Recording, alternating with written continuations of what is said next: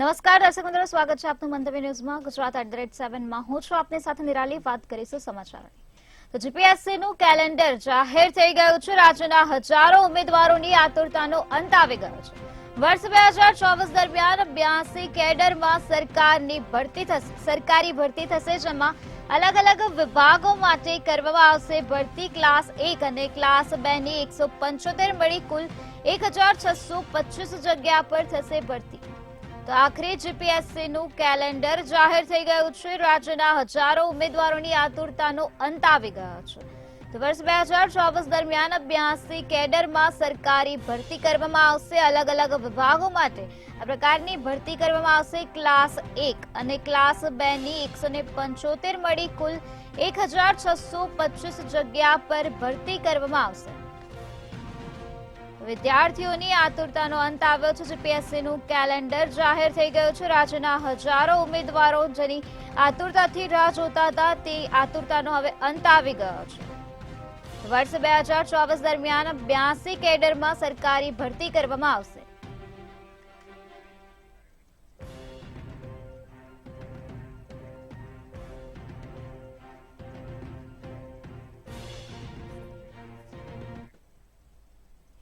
રાજ્યના વધુ 2 આઈએએસ અધિકારીઓની બદલી કરવામાં આવી છે. તો હાલ મહત્વના સમાચાર સામે આવ્યા છે, જ્યાં 2 આઈએએસ અધિકારીઓની હાલ બદલી કરાઈ છે. જામનગર કલેક્ટર તરીકે બીકે પંડ્યાની નિમણૂક કરવામાં આવી છે. તો ડોક્ટર હર્ષિત ગોસાવીની ગૃહ વિભાગના જોઈન્ટ સેક્રેટરી તરીકે નિમણૂક કરાઈ છે. ગઈકાલે મોડી રાત્રે 50 આઈએએસ અધિકારીઓની બદલી થઈ હતી, ત્યારે આજે રાજ્યના વધુ 2 આઈએએસની બદલી કરવામાં આવે છે.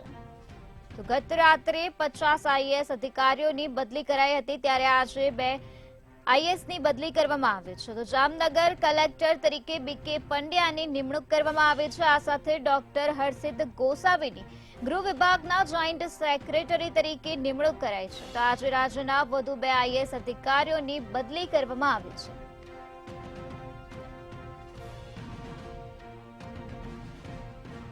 જામનગરના કલેક્ટર તરીકે બીકે પંડ્યાની નિમણૂક કરવામાં આવી છે. આ સાથે ડોક્ટર હર્ષિત ગોસાવીની ગૃહ વિભાગના જોઈન્ટ સેક્રેટરી તરીકે નિમણૂક કરવામાં આવી છે.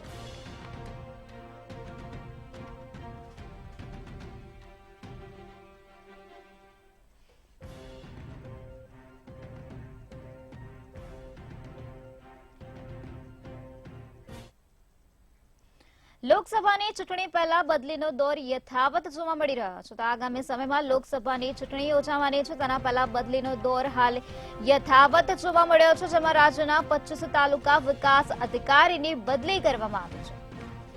તો અલગ અલગ જિલ્લામાં ફરજાધીન અધિકારીઓની બદલી કરાઈ છે. તો લોકસભાની ચૂંટણી પહેલા જ આ બદલીનો દોર યથાવત જોવા મળી રહ્યો છે, જેમાં મહેસાણા, સુરેન્દ્રનગર, ડાંગમાં ફરજ બજાવતા ટીડીઓની બદલી કરાઈ છે. આ સાથે દાહોદ, ભરૂચ, છોટાઉદેપુર અને બનાસકાંઠાના ટીડીઓની બદલી કરવામાં આવે છે.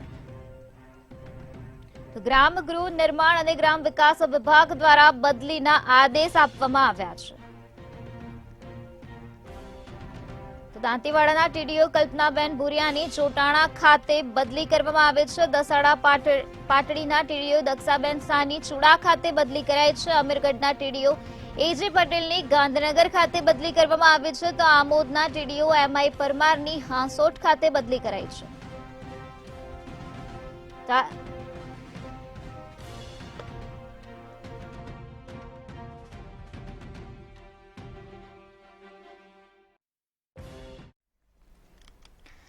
ગુજરાત વિધાનસભાની વાત કરીએ તો ગુજરાત વિધાનસભામાં બજેટ સત્રને લઈને ગાંધીનગર ગુજરાત વિધાનસભા ખાતે કામકાજ સમિતિની બેઠક મળી હતી. મુખ્યમંત્રી ભૂપેન્દ્ર પટેલ, ગુજરાત વિધાનસભાના અધ્યક્ષ શંકર ચૌધરી, વિરોધ પક્ષના નેતા અમિત ચાવડા, વિરોધ પક્ષના દંડક અને ઉપનેતા શૈલેષ પરમાર સહિતના નેતા તેમાં હાજર રહ્યા હતા.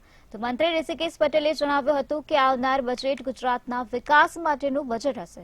તેમજ આજની બેઠક અંગે અમિત ચાવડાએ જણાવ્યું હતું કે પાડોશી રાજ્યોમાં ગેસનો બાટલો સસ્તો મળે છે, તો ગુજરાતમાં પણ તે સસ્તો મળે. આ સાથે જ શિક્ષણ, બેરોજગારી, ખેડૂતોને લગતા મુદ્દા પર વધુ સમય ચર્ચા કરવામાં આવે તેવી માંગ કરવામાં આવી છે. સલાહકાર સમિતિની મીટિંગ નક્કી થઈ મળી અને બધાએ સર્વસંમતિએ દરેક આમ તો શનિવારે આપણે બેઠકો રાખી હતી, પરંતુ એ 3 બેઠકો રદ કરી અને એ જે બેઠકોનું કામકાજ હતું એ બીજા દિવસે ડબલ બેઠક આપણે કરી છે. કુલ 4 દિવસ ડબલ બેઠક રહેશે અને સાથે સાથે આવતા સમયની અંદર રામ મંદિર વિશેનો અભિનંદન પ્રસ્તાવ પણ બધાએ સર્વસંમતિથી મૂકવાનું નક્કી કર્યું છે. અને ઉત્તરોત્તર બજેટ દર વર્ષે વધતું રહ્યું છે અને આપણે આશા રાખીએ કે આ વર્ષે પણ ખૂબ સારું બજેટ ગુજરાત માટે આવવાનું છે. આદરણીય અધ્યક્ષ શ્રી શંકરભાઈ સાહેબે આ તમામ બાબતોમાં સંમતિ આપી છે અને 16મી તારીખે સવારે 8:30 એટલે કે શનિવારે 8:30થી વિધાનસભા ચાલુ થાય એનો પણ પ્રસ્તાવ સર્વસંમતિથી સ્વીકારવામાં આવ્યો છે. ચારે બાજુ નકલીનું રાજ છે. આજે ગુજરાતમાં યુવાધન નશાના રવાડે ચડી રહ્યું છે. ક્યાંક સિરપના નામે કાંડ થાય છે, ક્યાંક લઠ્ઠાકાંડ થાય છે. ચારે તરફ ડ્રગ્સ બેફામ રીતે વેચાઈ રહ્યું છે, લેવાઈ રહ્યું છે. ઉડતા ગુજરાત બનવા તરફ ગુજરાત આગળ વધી રહ્યું છે. આ તમામ જે પ્રશ્નો છે એ પ્રશ્નોની ચર્ચા થાય એના માટે પૂરતા મોકળાશથી પ્રજાના ચૂંટાયેલા પ્રતિનિધિઓ પોતાની વાત રજૂ કરી શકે એટલા માટે પૂરતો સમય ચર્ચા માટે આપવામાં આવે એવી વિનંતી કરી છે, માગણી કરી છે. કદાચ પ્રો રેટા મુજબ બહુમતીના જોરે વિપક્ષને ચર્ચામાં ઓછો સમય આપવાની જે વાત છે એના બદલે વિપક્ષને પણ પૂરતો સમય ફળવાય એવી અમે અધ્યક્ષશ્રીને વિનંતી પણ કરી છે. અમદાવાદ એએમસીની વાત કરીએ તો અમદાવાદ એએમસીનું ડ્રાફ્ટ બજેટ રજૂ કરવામાં આવ્યું છે.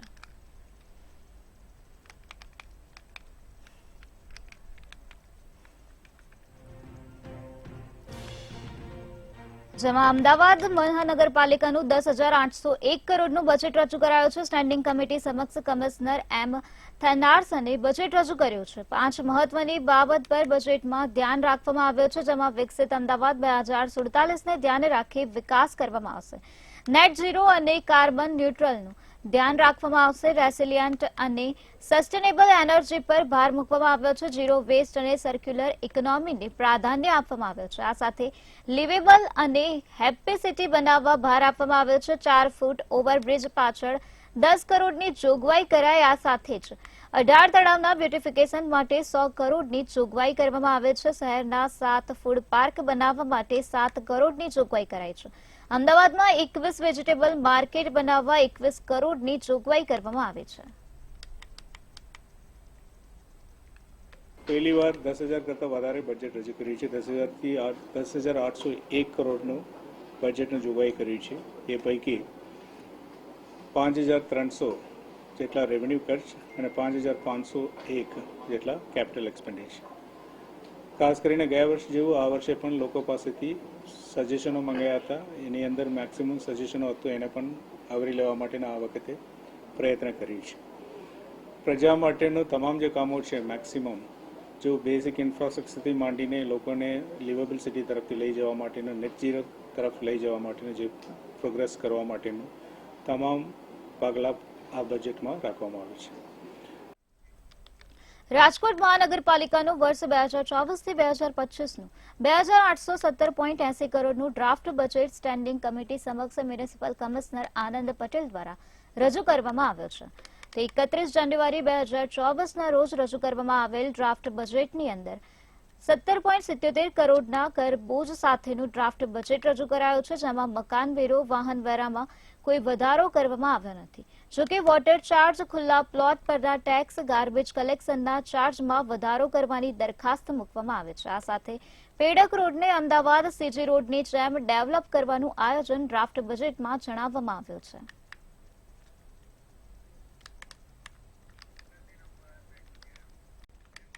તાપીના સોનગઢમાં મુસ્લિમ ધર્મના યુવકે હિન્દુ ધર્મ અંગીકાર કર્યાની ઘટના સામે આવે છે. ત્યારે તેને આ ધર્મ પરિવર્તન વિશે પૂછતા તેણે કહ્યું કે તેના પૂર્વજો હિન્દુ ધર્મના હતા, તેથી અને ખાસ કરીને મનની શાંતિ માટે તેણે હિન્દુ ધર્મ અપનાવ્યો છે.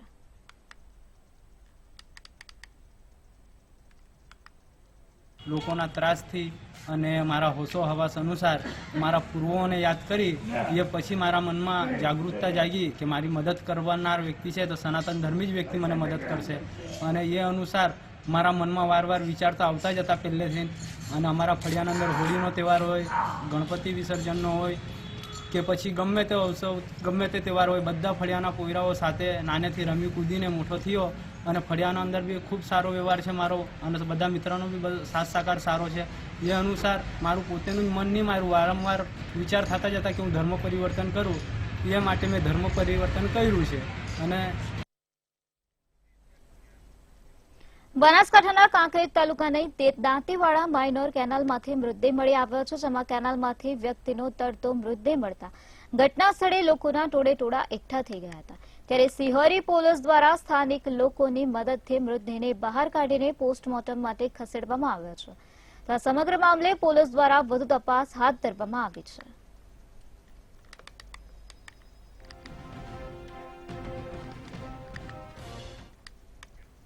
બનાસકાંઠા બટાકાનું હબ ગણવામાં આવે છે, ત્યારે સમગ્ર ગુજરાતમાં સૌથી વધુ બટાકાનું વાવેતર અને ઉત્પાદન બનાસકાંઠામાં થાય છે. પાલનપુર, ડીસા, વડગામ, અમીરગઢ, દાંતીવાડા, ધાનેરા સહિતના તાલુકામાં બટાકાનું વાવેતર મોટા પ્રમાણમાં થાય છે. પરંતુ બટાકાની ખેતીમાં ખેડૂતોની માઠી દશા બેઠી હોય તેવું લાગી રહ્યું છે. બટાકામાં સુકારા નામના રોગ આવતા ખેડૂતો ચિંતામાં મુકાઈ ગયા છે. એક તરફ કોલ્ડ સ્ટોરેજ એસોસિએશને બટાકા સંગ્રહ કરવામાં ભાવ વધારો કર્યો છે, તો બીજી તરફ સુકારા નામના રોગથી ઉત્પાદન ઘટવાની ચિંતાને લઈને ખેડૂતો ચિંતિત જોવા મળી રહ્યા છે. બનાસકાંઠા જિલ્લામાં બટાકાનું 55 થી 60,000 હેક્ટર સુધી વાવેતર છે અને ચાલુ વર્ષ દરમિયાન શિયાળામાં જે વાતાવરણમાં પલટો આવ્યો છે, ભેજવાળું વાતાવરણ સર્જાવાના કારણે પાછોતરા સુકારાની તકલીફ બટાકાના પાકમાં આવેલ છે. અમારી જોડે ખેડૂતોની રજૂઆત આવેલ છે જેઓને પાછોતરા સુકારાની અસર છે. તેથી અમે કૃષિ વૈજ્ઞાનિક શ્રીઓની ટીમ સાથે ખેડૂતોની ખેતરની મુલાકાત કરવાના છે અને ખેડૂતોને સદર રોગનું નિયંત્રણ માટે ભલામણ કરવાના છે. બટાકા વાયા છે અને બટાકાની પરિસ્થિતિ એટલી ખરાબ છે, બધો સુકારો આવીને બટાકા બધે બળી ગયા છે અને વરસાદનો તિયારો અત્યારે હાલ આવું વાદળ ઘરેણું છે બધું. તો અમને તો કાલના ગોળા ચડેલ છે કે કરશે જ શું, કેમ કે અડધો બટાકાનો ઉતારો ઓછો છે અને એનાથી પછી ઝાડ બળી જશે. તો હવે ખેડૂત તો ધમ વેપારી અત્યારે શું કે અત્યારે વેપારી તો મોઢે માગે એમ અમારે કારણે ખેડૂતનો મરો છે. બધા હુકાઈ ગયા, હાફ સાફ થઈ ગયો હુકાઈ. અત્યારે બધા હુકાઈ ગયા, મીડિયમ સાઈડ હાફ થઈ ગઈ. ક્વોલિટર અને ભાડા સડી ગયા, બારદાનમાં ભાવ સડી ગયા. ખેડૂતની ગંભીર હાલત છે. અમારે તો આ બધા ખર્ચા હતા ખૂબ, ખેતીમાં ખેડૂતને ખર્ચા હતા ખૂબ, મળતરો ઓછી થાય. મહેસાણાના ખેરાલુમાં ગુજરાત પ્રાકૃતિક કૃષિ વિકાસ બોર્ડ અંતર્ગત 4 તાલુકાનો કૃષિ પ્રદર્શન સેમિનાર યોજાયો હતો. આ કાર્યક્રમ આત્મા પ્રોજેક્ટ મહેસાણા અને ગુજરાત પ્રાકૃતિક કૃષિ વિકાસ બોર્ડના સહયોગથી યોજાયો હતો, જેમાં ખેરાલુના ધારાસભ્ય સરદારભાઈ ચૌધરી અધ્યક્ષ સ્થાને ઉપસ્થિત રહ્યા હતા. તેમજ 4 તાલુકાના 600 કરતા વધુ લોકો હાજર રહ્યા હતા.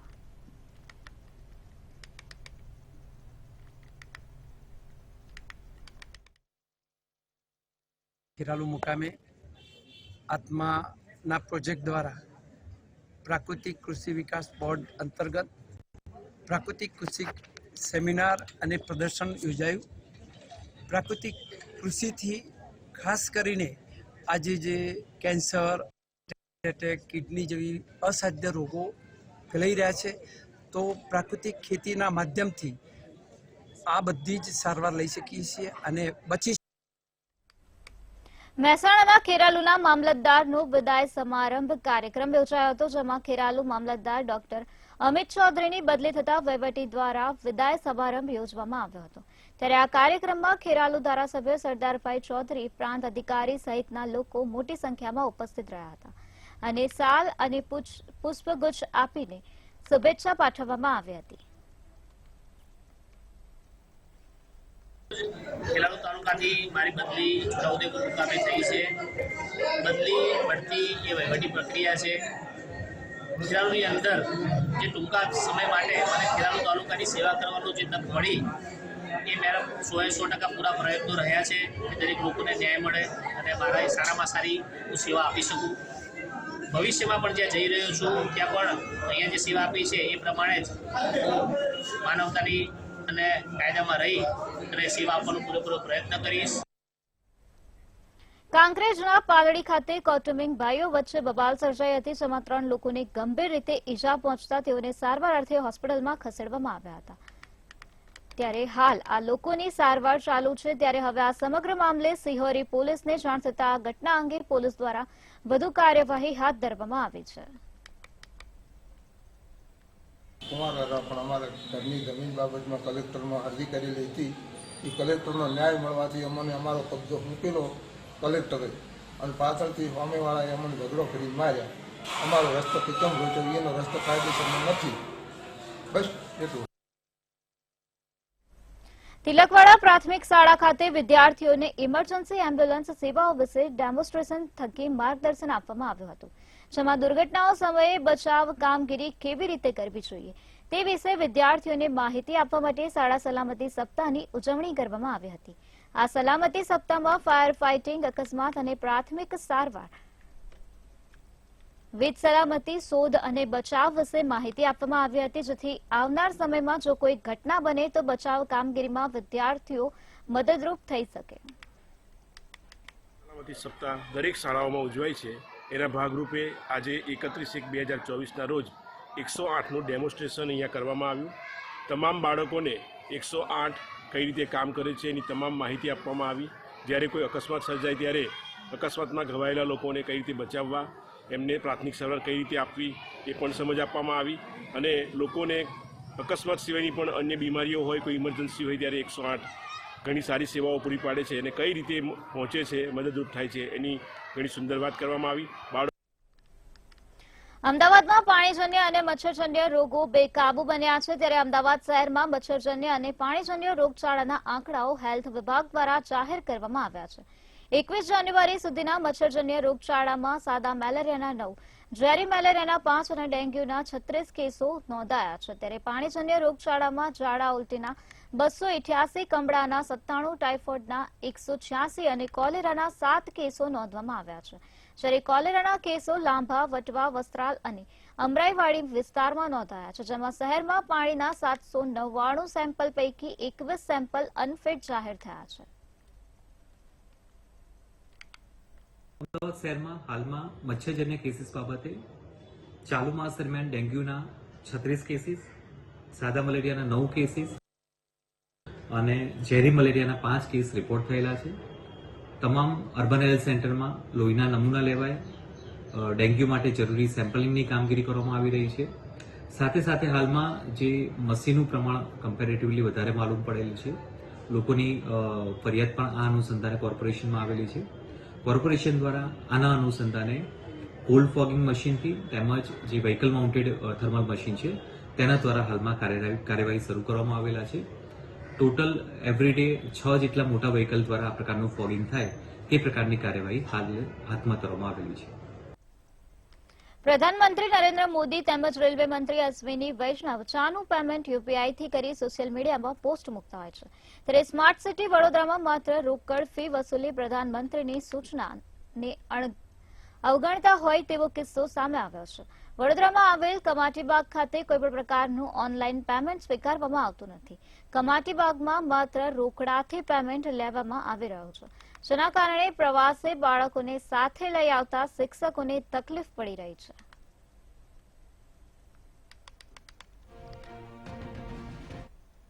હોવું જોઈએ. અત્યારે અમે અહીંયા કમાટીબાગ ઝૂ જોવા માટે આવ્યા છીએ. ગોધરા તાલુકાથી આવ્યા છીએ. અહીંયા પહેલો તો પ્રશ્ન એ છે કે સુલભ શૌચાલયનો પ્રશ્ન છે કે બાળકોને પણ પૈસા આપવા પડે છે. એ ના હોવું જોઈએ, ફ્રી હોવું જોઈએ. અને અહીંયા જે કેશ લે છે એમાં પેમેન્ટ ઓનલાઈન અત્યારે નરેન્દ્ર મોદી સાહેબ આપણે બહુ ઝુંબેશ ઉઠાવી રહ્યા છે. તેના માટે કેશ પેમેન્ટ ના લે અને કોઈ બીજી યુપીઆઈ સિસ્ટમથી કરતા હોય તો બહુ સારામાં સારું રહે. આણંદ જિલ્લાના મહિલા મોરચા મંત્રીને કોર્ટે સજા ફટકારી છે. આણંદથી હાલ મહત્વના સમાચાર સામે આવ્યા છે, જ્યાં મહિલા મોરચાના મંત્રીને કોર્ટ દ્વારા સજા આપવામાં આવી છે. મહિલા મોરચાના મંત્રી માલા સોનીને કોર્ટે સજા ફટકારી છે. 2013માં આપેલ 2 લાખનો ચેક બાઉન્સ થતા સજા ફટકારવામાં આવે છે. ચેક બાઉન્સ થતા પેટલાદ તાલુકા કોર્ટમાં ફરિયાદ દાખલ થઈ હતી. ત્યારે પેટલાદ તાલુકા કોર્ટે માલા સોનીને સજા ફટકારી હતી. તો માલા સોનીએ સજા રદ કરાવવા સેશન્સ કોર્ટમાં અરજી કરી હતી. સેશન્સ કોર્ટે અરજી રદ કરી નીચલી કોર્ટનો હુકમ માન્ય રાખ્યો હતો.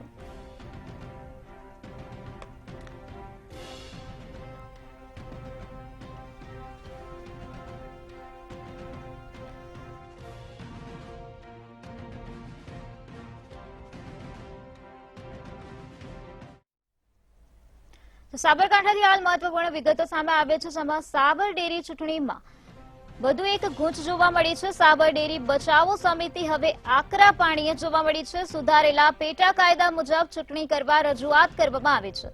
આગામી 7 ફેબ્રુઆરીએ વધુ સુનાવણી હાથ ધરવામાં આવશે. ત્યારે સત્તાધીશોની પ્રથમ જૂના ઠરાવ મુજબ ચૂંટણીની પહેલ કરવામાં આવે છે. જૂના ઠરાવ મુજબ ચૂંટણી માટે લેખિતમાં સૂચન આપવામાં આવ્યું છે. તો સાબર ડેરી ચૂંટણી મામલામાં વધુ એક ગૂંચ હાલ સામે આવે છે, જેમાં સાબર ડેરી બચાવો સમિતિ હવે આકરા પાણીએ જોવા મળી રહી છે. તો આગામી 7 ફેબ્રુઆરીએ વધુ સુનાવણી હાથ ધરવામાં આવશે. સુધારેલા પેટા કાયદા મુજબ ચૂંટણી કરવા માટે રજૂઆત કરવામાં આવે છે. તો જૂના ઠરાવ મુજબ ચૂંટણી માટે લેખિતમાં સૂચન આપવામાં આવ્યું છે. સત્તાધીશોની પ્રથમ જૂના ઠરાવ મુજબ ચૂંટણીની પહેલ કરવામાં આવે છે.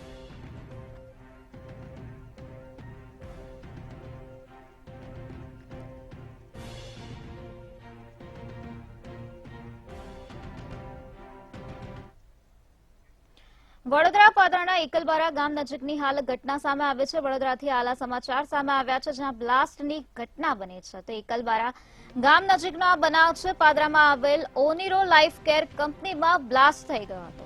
ત્યારે કંપનીના પ્લાન્ટમાં અચાનક બ્લાસ્ટ થતા દહેશતનો માહોલ જોવા મળી રહ્યો છે. બ્લાસ્ટને પગલે 4 કામદારો ગંભીર રીતે ઇજાગ્રસ્ત થઈ ગયા હતા. ઇજાગ્રસ્તોને સારવાર અર્થે વડોદરા અને ડભાસીની હોસ્પિટલમાં ખસેડવામાં આવ્યા છે. તો આ બનાવની જાણ થતા પોલીસ, મામલતદાર અને આગેવાનો ઘટના સ્થળે પહોંચ્યા હતા અને કાર્યવાહી હાથ ધરી હતી. તો વડોદરાના પાદરાના એકલબારા ગામ નજીકનો આ બનાવ સામે આવ્યો છે, જ્યાં ઓનિરો લાઈફ કેર કંપનીમાં બ્લાસ્ટ થવાની ઘટના બની છે. કંપનીના પ્લાન્ટમાં અચાનક બ્લાસ્ટ થતા દહેશતનો માહોલ જોવા મળ્યો છે. બ્લાસ્ટને પગલે 4 કામદારો ગંભીર રીતે ઘાયલ થઈ ગયા છે. તો આ ઇજાગ્રસ્તોને સારવાર અર્થે હોસ્પિટલમાં ખસેડવામાં આવ્યા છે. આ બનાવની જાણ પોલીસને કરવામાં આવતા પોલીસ ઘટના સ્થળે પહોંચી છે અને આ સમગ્ર મામલે વધુ તપાસ હાથ ધરી છે. ત્યારે મામલતદાર પણ ઘટના સ્થળે પહોંચ્યા છે અને વધુ તપાસ હાથ ધરવામાં આવી છે. ઇજાગ્રસ્તોને હાલ વડોદરાની હોસ્પિટલમાં સારવાર અર્થે ખસેડવામાં આવ્યા છે. આ બ્લાસ્ટના કારણે 4 કામદારોને ગંભીર રીતે ઈજા પહોંચી છે.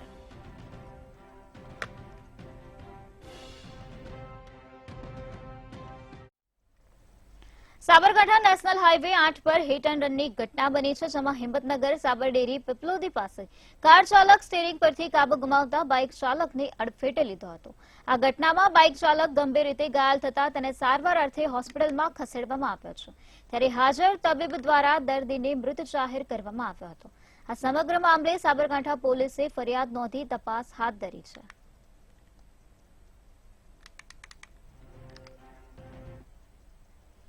સુરતના માંગરોળ તાલુકામાં તસ્કરો બેફામ બન્યા છે. માંગરોળના મોસાલી બજારમાં જલારામ ટ્રેડર્સ નામના દુકાનમાં ચોરીની ઘટના બની હતી, જેમાં દુકાનના પાછળના ભાગેની બારી તોડીને ચોર દુકાનમાં પ્રવેશ્યા હતા અને ચોરી કરી હતી. તો દુકાનના ગલ્લામાંથી રોકડ, માવા, સિગારેટ, 2 મોબાઈલની ચોરી કરીને ચોર ફરાર થઈ ગયા હતા. ત્યારે આ સમગ્ર ચોરીની ઘટના સીસીટીવી કેમેરામાં કેદ થઈ છે.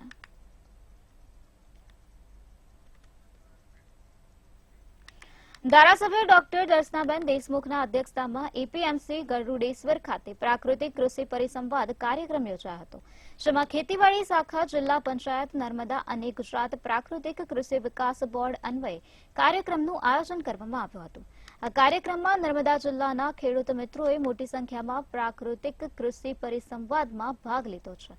સરકાર દ્વારા વાવણીથી લઈને વેચાણ સુધીની અનેક યોજનાઓ પણ ઉપલબ્ધ કરવામાં આવે છે. ત્યારે પ્રાચીન ખેતી પદ્ધતિ અપનાવવા અનુરોધ કરવામાં આવ્યો છે. જે દવા છાંટવાનો પંપ છે એ પણ સરકારી યોજનામાં સબસિડી હાથે એમને આપવામાં આવે છે, બિયારણ એમને આપવામાં આવે છે અને ખાતર પણ એમને સરકાર દ્વારા પણ એમને પૂરું પાડવામાં આવે છે. ત્યારે સર્વે લોકોને વિનંતી એટલી જ છે કે સર્વે લોકો આ જૂની અને પુરાણી આપણી પ્રાચીન પદ્ધતિ છે કે ખેતી જે આપણે પ્રાકૃતિક ખેતીથી કરતા હતા, ગાયના ગોબરથી, ગાયના ગોબરના છાણથી જે ખાતર બનાવતા હતા તેનાથી થતા હતા, જીવામૃત, ઘનામૃત દ્વારા આજે જ્યારે આપણે આ ખેતીમાં આ જે ખાતરનો ઉપયોગ કરીશું અને એના દ્વારા જે આપણે ધાન્ય પકવશે અને એ ધાન્ય જ્યારે લોકો સુધી પહોંચે ત્યારે એ લોકોના આરોગ્ય પણ ખૂબ જ સારું સુધરશે. અને આ છે દેશી ગાય આધારિત પ્રાકૃતિક ખેતીથી અમારી ખેતી ખર્ચનો એકદમ ઘટાડો થયો છે અને આવકમાં ઘણો વધારો થયો છે. હું આ માધ્યમથી દેશી ગાય આધારિત પદ્ધતિથી લોકોને એવી અપીલ કરવા માંગુ છું કે આ પદ્ધતિ અપનાવે. એનાથી ઘણા ફાયદા છે. એનાથી આપણું પોતાના સ્વાસ્થ્યમાં પણ ઘણો સુધારો થયો છે અને આ ખેતી પદ્ધતિ અપનાવવાથી મને આત્મા પ્રોજેક્ટ તરફથી બેસ્ટ ફાર્મરનો એવોર્ડ મળેલો છે અને 10,000 રૂપિયા પ્રોત્સાહિત ઇનામ રૂપે મળેલા છે. 2024 લોકસભા ચૂંટણીના દાખલા વાગી રહ્યા છે ત્યારે શાસક ભારતીય જનતા પાર્ટી આગામી લોકસભા ચૂંટણીની તૈયારીઓમાં લાગી ગઈ છે. ત્યારે બીજી બાજુ રાજ્યમાં કોંગ્રેસ પાર્ટીના પાયાના કાર્યકરોથી લઈને ધારાસભ્યો સહિત પીઠ નેતાઓ કોંગ્રેસનો સાથ છોડી રહ્યા છે અને વિકાસની રાજનીતિને અપનાવવા ભાજપમાં સામેલ થઈ કેસરીઓ ધારણ કરતા રાજ્યમાં કોંગ્રેસ સંગઠનનું માળખું દિવસે ને દિવસે વિખરાઈ રહ્યું છે. કાર્યકરો સાથે ભાજપ પક્ષની અંદર જોડાયા છીએ. વિકાસને જે મોદી સાહેબે વેગ આપ્યો છે એ વેગમાં ભાગીદાર થવા માટે એમના સૈનિક સાથે મારી ટીમ સાથે હું જોડાયો છું અને આ પ્રક્રિયા નિરંતર ચાલતી રહે અને મારી ટીમ એમાં જોડાઈને એમાં સહભાગી થાય એ ભાવના સાથે અમે બધાએ આજે ભાજપ પાર્ટીમાં જોડાણ કર્યું છે. મોદી સાહેબની ગેરંટી જે છે કામની એ કામગીરીથી પણ અમને પ્રેરણા મળી છે. હાલ ગુજરાત @7 માં બસ આટલું જ. વધુ સમાચાર માટે જોતા રહો મંતવ્ય ન્યૂઝ. નમસ્કાર.